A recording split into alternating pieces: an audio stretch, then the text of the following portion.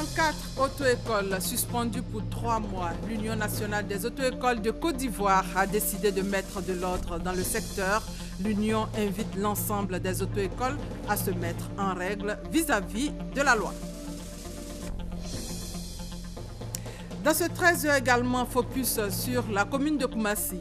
Voies dégradées, insalubrité. La commune a mauvaise mine. Il faut 20 milliards de francs CFA pour lui redonner un nouveau visage. Population et autorités municipales s'accusent. De nouvelles informations concernant le crash du vol égyptaire. La présence de fumée à bord confirmée par l'une des boîtes noires. Bonjour à tous. Il y a eu un conseil des ministres hier. D'importantes décisions ont été prises à ce rendez-vous du gouvernement. Notons par exemple la nomination du nouveau directeur général du Trésor. Le conseil s'est également réjoui des résultats de l'examen du CEPE. Viviane Aïben. 83,3% de réussite à l'examen du CEPE pour cette année 2016. Le Conseil des ministres réuni ce mercredi 29 juin, sous la présidence du chef de l'État, le président Alassane Ouattara, a félicité la bonne tenue de ce premier examen à grand tirage de l'année 2016. Le Conseil a adressé ses félicitations à la direction régionale de Diokoué, qui enregistre le taux de réussite le plus élevé, 93,3%. Le Conseil s'est également réjoui de la bonne organisation de cet examen, qui a bénéficié de la mobilisation de nos partenaires au développement, mais qui dénote également d'une bonne utilisation des technologies de l'information et de la communication. La participation de la Banque africaine de développement à plusieurs projets de développement en Côte d'Ivoire, dont la construction du 4e pont d'Abidjan qui va relier Yopougon au plateau, a été examiné au cours des assemblées annuelles de la BAD tenues du 23 au 27 mai dernier à Lusaka en Zambie. Le Conseil des ministres de ce mercredi 29 juin a examiné à son tour les décisions prises à Lusaka. Durant ces assises, le portefeuille des projets avec le groupe La BAD a été revu. Il convient d'indiquer que 2 d'entre eux ont été redimensionnés. Il s'agit premièrement du projet de pôle agro-industriel du Bélier, qui était initialement de 30 millions d'unités de compte, soit 24,9 milliards de francs CFA, qui a été redimensionné à 80 millions d'unités de compte, soit 66,4 milliards de francs CFA. Et le deuxième projet, c'est celui du pont Yopougon-Plateau, qui est prévu avec un prêt BAD complémentaire de 200 millions d'unités de compte, soit 166 milliards de francs CFA. Foison de médailles des athlètes ivoiriens au récent championnat d'Afrique d'athlétisme à Durban en Afrique du Sud, le Conseil des ministres a salué cette belle performance qui fait honneur à la Côte d'Ivoire tout entière. À l'issue de cette compétition qui a réuni les meilleurs athlètes africains, les athlètes ivoiriens ont dominé les épreuves du sprint, à savoir le 100 mètres, le 200 mètres et le 4 x 100 mètres, en totalisant 6 médailles, dont 3 en or, 1 en argent et 2 en bronze. L'athlète Muriel Aouré, médaille d'or, détient désormais le record d'Afrique de 100 mètres, ainsi que la meilleure performance mondiale de l'année 2016. Je pense qu'il est bon de le relever. Le sprinter Meïté Ben Youssef, médaillé d'or, a établi un nouveau record de Côte d'Ivoire du 100 mètres et est le premier athlète ivoirien à avoir réalisé une performance sur cette distance en dessous des 10 secondes. C'est là aussi très remarquable. Le Conseil s'est réjoui de ces performances, adresse ses vives félicitations aux athlètes concernés ainsi qu'à l'encadrement technique. Ces performances font penser que la Côte d'Ivoire a de réelles chances de médaille au cours des prochains Jeux olympiques de Rio. Le sujet qui fait l'actualité, c'est incontestablement le Brexit, le départ de la Grande-Bretagne de l'Union européenne. Quel impact du Brexit sur la Côte d'Ivoire? Si la question ne figurait pas à l'ordre du jour du Conseil, le porte-parole du gouvernement a tout de même donné réponse à la presse. Nous avons d'excellentes relations avec l'Union européenne. Ces relations ne seront pas perturbées, pas du tout, par cette sortie.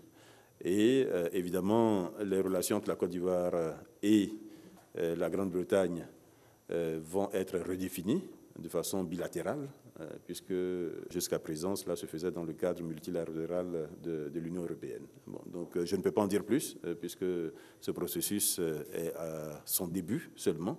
Nous prenons acte et nous nous organisons pour avoir les meilleurs rapports, les meilleures relations avec à la fois l'Union européenne et la Grande-Bretagne. Par ailleurs, le Conseil a été informé du processus de sélection du directeur général du Trésor et de la comptabilité publique à la suite d'un appel à candidature publique conduit par un cabinet international. Sur 39 dossiers de candidature, M. Assaoré Conan Jacques, actuel directeur général adjoint, a été désigné au poste de directeur général. Justement, vous l'avez entendu, le Conseil a décidé, Assaoré Conan Jacques est le nouveau directeur général du Trésor. Il occupait le poste de directeur général adjoint du Trésor. Assaoré Conan Jacques est arrivé en tête à l'issue d'un appel à candidature publique. Faisons ample connaissance avec le nouveau directeur général du Trésor. Il a de grands challenges. C'est un élément signé Mahamadou Traoré et Thomas Gessambi. S'il est arrivé en tête de l'appel à candidature, Jacques Conan Assaoré le doit certainement à ses 26 années de carrière au sein du Trésor public ivoirien. 26 ans durant lesquels cet administrateur des services financiers de formation a appris à connaître cette régie financière avec l'exercice de plusieurs fonctions. Depuis 1992, l'homme a notamment occupé les fonctions de chef de service des comptes et budgets communaux, fondé de pouvoir, trésorier général dans les villes d'Abouasso et de Yamoussoukro, agent comptable de la dette publique avant sa nomination en juillet 2011 comme directeur général adjoint. Autre atout de taille qui a milité en la faveur du nouveau directeur général, le plan qu'il ambitionne pour le Trésor public. Plan qui se décline en 4 grands chantiers, à savoir la poursuite de la modernisation du Trésor public, l'amélioration de la gouvernance, l'accroissement des capacités opérationnelles du personnel et enfin le renforcement de la capacité de mobilisation de ressources en vue du financement du Plan national de développement 2016-2020. Sur ce dernier point, faut-il le rappeler, le Trésor public ivoirien doit mobiliser 1200 milliards de francs CFA pour cette année 2016. Plus de la moitié de ce montant a déjà été capté à fin juillet grâce au succès enregistré sur les marchés financiers. Âgé de 55 ans, Jacques Conan Assaoré est marié et père de 5 enfants. On va marquer un arrêt pour parler du 9e anniversaire de l'attentat du Fokker 100 à Bouaké. Le président de l'Assemblée nationale, Guillaume Soro, des membres de son cabinet, des magistrats et des journalistes. En clair, ses compagnons sont retournés sur les lieux de l'attaque. Les discours et les images de la cérémonie d'hier avec Soro Corona et Kwadio Kwame. 29 juin 2007, 29 juin 2016, cela fait 9 ans que le Fokker 100, ayant à son bord 44 personnes, dont le Premier ministre d'alors, Guillaume Soro Kigbafouri, des membres de son cabinet, des magistrats et des journalistes, est pris pour cible par des hommes puissamment armés, embusqués dans les broussailles de l'aéroport de Bouaké. Bilan de cet attentat, 4 morts et plusieurs blessés. Ce jour marquait le redéploiement de l'administration judiciaire en vue de l'organisation des audiences foraines. 9 ans plus tard, retour à l'aéroport de Bouaké pour un recueillement sur les lieux du drame. Recueillement meublé par une procession et un dépôt de gerbes de fleurs sur le lieu de l'attaque. Cette cérémonie commémorant le 9e anniversaire du bombardement du Fokker 100 a réuni les rescapés, les parents des victimes, de nombreuses personnalités et la population de Bouaké. Prière écuménique du Forum des confessions religieuses, distinction de Guillaume Soro Kigbafouri au rang de président d'honneur de l'amicale des victimes de l'attentat du Fokker 100 ont constitué les temps forts de cette commémoration. Le président de l'amicale des victimes de l'attentat du Fokker 100 a rappelé les objectifs de cette organisation. Chers compagnons du 9 juin 2007, l'amicale Fokker F100 se veut avant tout un groupe de solidarité. Mais cette solidarité ne doit pas être à sens unique. Chacun à son niveau, quel que soit son statut social, peut aider son prochain. Le président d'honneur de l'amicale des victimes de l'attentat du Fokker 100 a pour sa part exprimé sa compassion aux parents des victimes. Guillaume Soro les a en outre invités au pardon. Je vous demande de prier pour la réconciliation en Côte d'Ivoire. Qu'il n'y ait plus de division entre les filles et les fils de ce pays. Que nous puissions nous donner la main au-delà de nos partis traditionnels. que nous puissions regarder l'avenir ensemble, que nous puissions travailler au développement, que nous puissions travailler à l'épanouissement des citoyens. Les 7 familles ayant perdu un membre dans cet attentat ont reçu un soutien financier de la part du président de l'Assemblée nationale. L'amicale des victimes de l'attentat du Fokker 100 est née en 2015. 34 auto-écoles suspendues pour 3 mois. L'Union nationale des auto-écoles de Côte d'Ivoire a décidé de mettre de l'ordre dans le secteur. Aujourd'hui, pour être moniteur d'auto-école, il faut avoir 21 ans révolus, avoir le BEPC et un permis de conduire d'au moins 2 ans et passer un test à Lozère. Et pour l'obtention du permis de conduire, il faut un délai de 25 jours. Les détails avec Francis Boifo. Le permis de conduire, un cadeau utile pour la vie. Mais lorsqu'il a été obtenu de manière frauduleuse ou dans des conditions illégales, le permis devient un cadeau empoisonné, provoquant des accidents. Le faux permis ou le permis mal acquis, les auto-écoles et l'État de Côte d'Ivoire n'en veulent pas. 34 auto-écoles sur environ 600 ont été suspendues pour 3 mois. Ces auto-écoles ont été d'abord suspendues pour 1 mois, à guise d'avertissement. Et il était clair dans le courrier que celles de ces auto-écoles qui n'allaient pas respecter cet avertissement, si elles récidivaient, allaient prendre une pénalité ou du moins une sanction beaucoup plus sévère. Ça a été le cas de la plupart des auto-écoles qui ont été fermées pour 3 mois parce qu'elles ont défié l'autorité de l'État. Mais en plus, c'est parce qu'elles véhiculent des informations qui ne sont pas vraies et elles font de la concurrence déloyale aux auto-écoles légalement installées. Les choses doivent changer, a ajouté Guillaume Coco, parlant du délai lié à l'obtention du permis de conduire. Vous êtes d'abord inscrit en ligne à partir d'une auto-école. C'est à partir de là que vous allez aller à la CGI pour valider votre préinscription. Et c'est seulement quand l'inscription a été validée, il faut un délai de 15 jours pour se présenter à l'examen de code. Une fois le code obtenu, il faut un délai de 10 jours avant de se présenter à l'examen pratique du permis de conduire. Ceci permet aux candidats de se former et de se former correctement. Et on est vraiment en accord avec ce délai. Des exigences également pour être fondateur et moniteur d'auto-école. Déjà, il faut passer un concours qui passe par une admissibilité. Il faut avoir 21 ans révolus. Il faut être titulaire du BPC. Il faut avoir un permis de conduire qui a au moins une expérience de 2 ans de conduite. Et ensuite, on va passer une admissibilité pour entrer en formation à Lozère.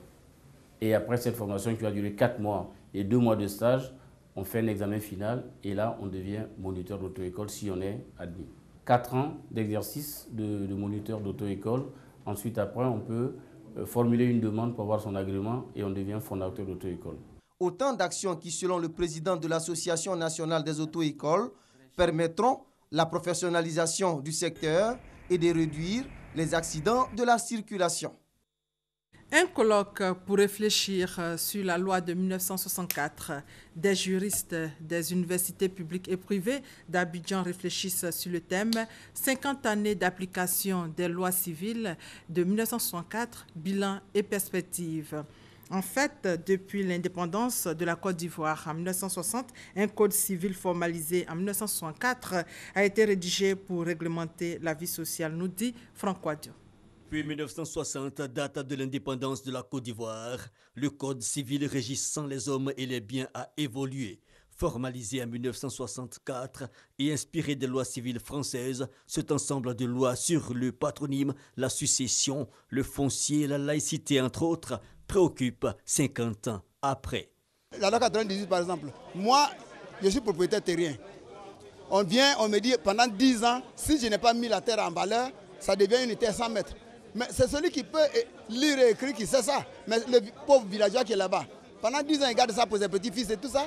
Après 10 ans, on dit qu'il n'a pas mis en valeur. La laïcité doit être bien définie, de sorte que qu'on soit religieux, qu'on soit administrateur, qu'on soit politique, quand on arrive au niveau de la nation ivoirienne, on puisse savoir la position de chacun. Inquiétude légitime de la société civile et même des sociologues réunis aux côtés des juristes des universités Alassane Ouattara, Félix Houphouët-Boigny et du FUPA pour réfléchir sur les 50 années d'application des lois civiles de 1964, bilan et perspectives. Nous attendons qu'on fasse le point de l'application de ces lois, qu'on voit ce qui a marché. La filiation, par exemple, les enfants sont bien heureux, n'est-ce pas, de recueillir les biens de leurs parents.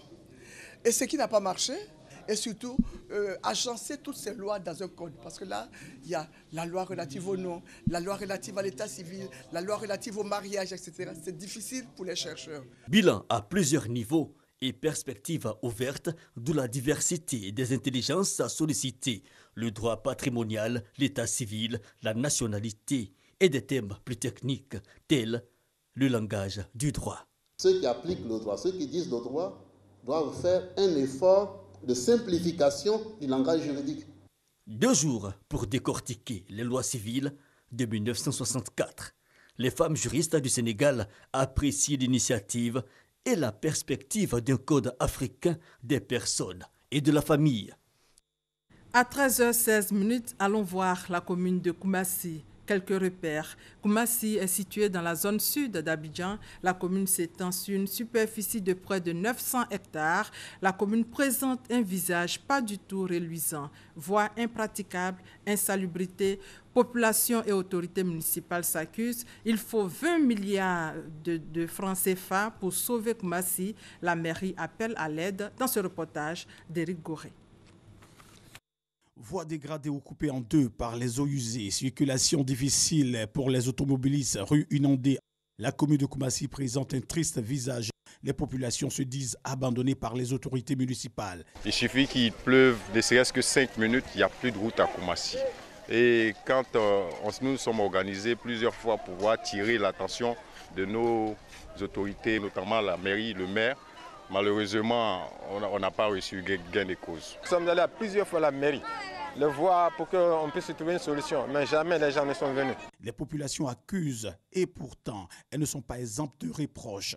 À Koumassi, plusieurs habitations ne possèdent pas de fosse septique. Résultat, déchets et eaux usées se retrouvent sur la voie, contribuant à la détruire. Les populations doivent avoir des fosses septiques. Certaines populations ne connaissent pas le rôle des ouvrages. Un ouvrage d'assainissement est fait pour drainer uniquement l'eau de pluie. Les raisons qui ont amené le maire de la commune de Koumassi à descendre dans la rue et à faire du porte-à-porte. Objectif, toucher du doigt le problème. À ses côtés, la brigade de la salubrité urbaine et des agents de la SODECI. La répression consiste à utiliser le code de l'environnement, le code de la salubrité et le code pénal ivoirien. Tous ceux qui participent à l'insalubrité, tous ceux qui participent à polluer l'environnement, en soi, sont amenés à être sanctionnés. Les autorités municipales appellent l'État au secours pour sauver la commune de Koumassi. C'est vrai, nous avons des problèmes de voirie. Toutes les démarches ont été faites et l'État, je suis convaincu, va faire sa part. Mais il est important que la population s'approprie ce qui lui revient pour que tous ensemble, nous contribuions à donner un cadre de vie sain et propre à nos populations. Beaucoup de choses se disent. Aujourd'hui, nous avons fait le constat. Le maire ne peut pas dégager de son budget près de 20 milliards pour faire les travaux de cette envergure. Ici à Koumassi, le budget de fonctionnement, c'est 500 millions. Ne dit-on pas que la route précède le développement ? La commune de Koumassi souhaite bénéficier des infrastructures routières pour atteindre un développement rapide. Vivement que la paix soit attendue. Parlons de cette réunion sur le programme régional d'investissement et de développement de l'élevage dans les pays côtiers. Les pays côtiers sont en conclave donc à Abidjan pour prendre des décisions qui favorisent une transhumance apaisée. Hervé Blé. Il va s'agir à Abidjan pour les pays côtiers de créer les conditions propices à une transhumance apaisée sur leurs différents territoires. Devant les conflits récurrents qui constituent un sérieux handicap pour l'intégration économique, ces pays de la CEDEAO sont réunis à l'effet d'engager la sous-région dans un programme d'investissement pour le développement de l'élevage. Je reste convaincu que ce programme régional, s'il est mené à terme, contribuera à renforcer le cadre institutionnel et réglementaire de l'élevage des ruminants et à prévenir de façon durable les conflits entre agriculteurs et éleveurs. Après des moments d'échange d'expériences sur leurs dispositifs respectifs de transhumance et sur une vision intégrée de l'élevage dans la sous-région, Le moment est donc venu pour les pays côtiers d'apprécier les résultats de ce travail, de valider et dégager des perspectives communes. Il était important donc, de faire en sorte qu'au niveau donc, des infrastructures, des investissements structurants, qu'il y ait une prise en compte donc, au niveau de ces projets, donc, en termes d'aménagement des espaces pastoraux, en termes de construction de forages, en termes de balisage, de sécurisation donc, des pistes donc liées au pastoralisme. La réunion d'Abidjan marque la volonté des pays de la sous-région de donner un nouvel élan au dialogue politique sur la transhumance frontalière, volonté soutenue par la CEDEAO. Lutte contre le travail des enfants dans la cacaoculture à San Pedro, les producteurs membres de la société coopérative Copaga de Gabiadji en ont fait leur cheval de bataille. Ils ont construit un collège moderne et les premiers élèves de cet établissement viennent de passer l'examen du BEPC. Thérèse Tapeyobwe. La société coopérative Copaga de Gabiadji fait de l'éducation des enfants des producteurs une priorité. Elle a construit à cet effet des écoles primaires dans plusieurs villages et un collège moderne à Gabiadji. Cette année, la première promotion des classes de 3e vient de passer l'examen du BEPC au sein de l'établissement retenu comme centre d'examen. Et comme chaque année, les meilleurs élèves ont reçu des kits scolaires des mains des partenaires. Pour encourager les parents, 2800 boîtes de produits phytosanitaires ont été distribuées aux sociétaires par le Conseil Café Cacao. Pour le bonheur des producteurs, en plus du centre de santé, de la caisse d'épargne, du collège moderne et du paiement des produits par virement bancaire, la société coopérative Copaga vient de créer une mutuelle. La mutuelle consiste à soutenir chaque opérateur quand il a des difficultés. La cotisation est de 24 000 par an. Avec ces 24 000, la mutuelle apportera 500 000 francs pour le soutenir. Au cours de l'exercice 2015, 4 000 tonnes de produits ont été collectés pour un chiffre d'affaires de 4 milliards de francs CFA. L'acquisition de produits phytosanitaires, le renouvellement du parc auto, l'entretien des voies sont entre autres les missions confiées au conseil d'administration pour l'exercice à venir. Depuis 2014, plus de 200 écoles confessionnelles islamiques ont intégré le système éducatif ivoirien. Une intégration qui permet à de nombreux jeunes d'apprendre à lire et à écrire. À Katiola, l'école confessionnelle islamique donne la chance à plus de 250 apprenants de bénéficier d'une formation adéquate en français. Reportage Soro Corona, commentaire Kwadjo Kwame. En Côte d'Ivoire, plus de 1 500 000 enfants fréquentent les écoles confessionnelles islamiques. Minata Doubari en fait partie. Elle n'a pas eu la chance de fréquenter l'école conventionnelle faute de moyens financiers de ses parents. L'école confessionnelle islamique a été son seul moyen d'éducation. Depuis l'année scolaire 2013-2014, son école a intégré le système éducatif officiel ivoirien. Je peux lire Coran comme Dieu le veut, puis je peux dire français aussi, comme les gens le souhaitent. L'école confessionnelle islamique Islamia Aboubakar de Katiola fait partie des 209 établissements islamiques qui ont intégré le système éducatif officiel ivoirien à l'issue de l'évaluation de 2014. Une intégration qui vise à assainir le milieu de l'enseignement confessionnel islamique et permettre à tous les enfants du pays de parler et écrire le français, la langue officielle du pays. Pour les autorités administratives et éducatives, l'intégration des écoles scolaires de confession islamique au système éducatif formel est un noble processus et une nécessité qui permet d'atteindre les objectifs de l'éducation pour tous. Les parents d'élèves saluent la décision du gouvernement. Par le passé, les enseignements se donnaient uniquement en arabe. Et les élèves qui en sortaient étaient déconnectés. L'élève, n'est-ce pas, qui arrive à apprendre à s'exprimer en 2 ou 3 langues est plus outillé que l'élève qui ne parle que français. Les 209 écoles retenues dans l'éducation formelle ont un effectif de 43 299 élèves, dont 18 193 filles, soit 42,2%. Ces chiffres représentent 31,36% de l'effectif des 1072 écoles confessionnelles islamiques du pays. Un mot de religion. Demain, la nuit du destin. Nous sommes pratiquement à 6 jours de la fin du Ramadan. Dans cet élément d'Ami Sissoko, l'importance des dernières nuits. Le Ramadan est le 9e mois du calendrier hégirien. Au cours de ce mois, les musulmans ayant l'âge requis doivent s'abstenir de manger, boire, fumer et entretenir des relations sexuelles de l'aube au coucher du soleil. Le mois de Ramadan est divisé en 3 décades. La première décade est dédiée à la miséricorde d'Allah, la deuxième au pardon et la troisième à l'affranchissement de l'enfer. Les écrits enseignent que la dernière décade est la plus bénie, la plus méritoire et la plus importante du mois. Et pour cause, la nuit du destin, Laylatul Qadr, qui équivaut à elle seule 1000 mois d'adoration, soit un peu plus de 83 ans. Dieu a fait révéler le Coran dans le mois de Ramadan, mais précisément dans les 10 dernières nuits du mois de Ramadan.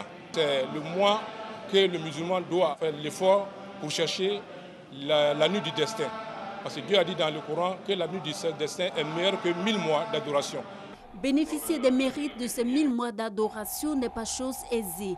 Il faut redoubler d'ardeur à travers prières, invocations, recueillements et remises en cause. Le musulman doit venir à la mosquée pour faire la prière de Tarawih. Il doit beaucoup faire les zikrs et il doit lire beaucoup le Coran. Quand on lit le Coran, nous avons beaucoup de mérites.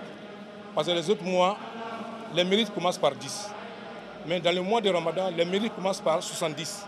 Et lorsqu'on invoque Dieu, nous purifions nos âmes. Pour permettre aux fidèles de profiter donc de ces 10 dernières nuits, des prières sont organisées dans toutes les mosquées jusqu'à l'aube. La nuit du destin 2016 aura lieu dans la nuit du vendredi 1er au samedi 2 juillet. Le volet culture avec la célébration éclatée de la fête de la musique 2016 dans la région de l'Anyébi-Tiassa. Les artistes ont été invités à jouer leur partition pour l'éveil d'un Ivoirien nouveau et pour le développement harmonieux de leur localité. Honorine Ngori.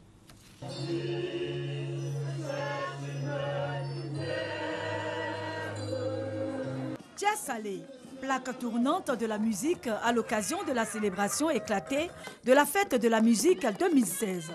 La ville abrite les festivités régionales. Sur la scène, un mélange de musique moderne et traditionnelle. Chants et chorales exécutés par des groupes des artistes en herbe et confirmés.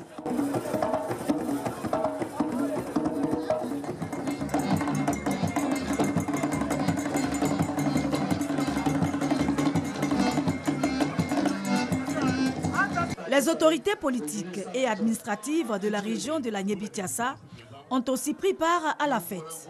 Elles ont promis apporter leur soutien à l'événement afin de lui donner une dimension internationale pour le rayonnement de la localité.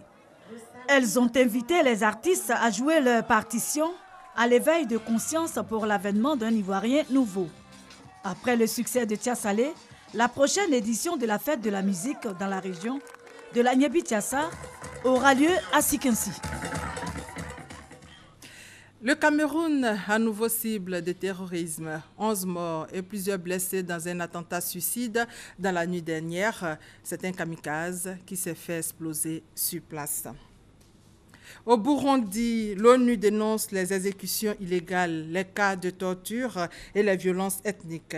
Près de 350 exécutions extrajudiciaires et quelques 650 cas de torture ont été enregistrés depuis le début de la crise en avril 2015. Des actes commis en majorité par des membres de la police et des services de renseignement.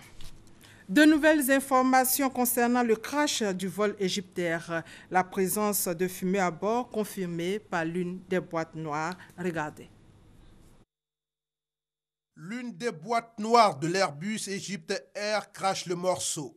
La carte à mémoire contenant l'enregistrement des paramètres du vol MS-804 confirme les alertes du système automatisé de communication de l'appareil.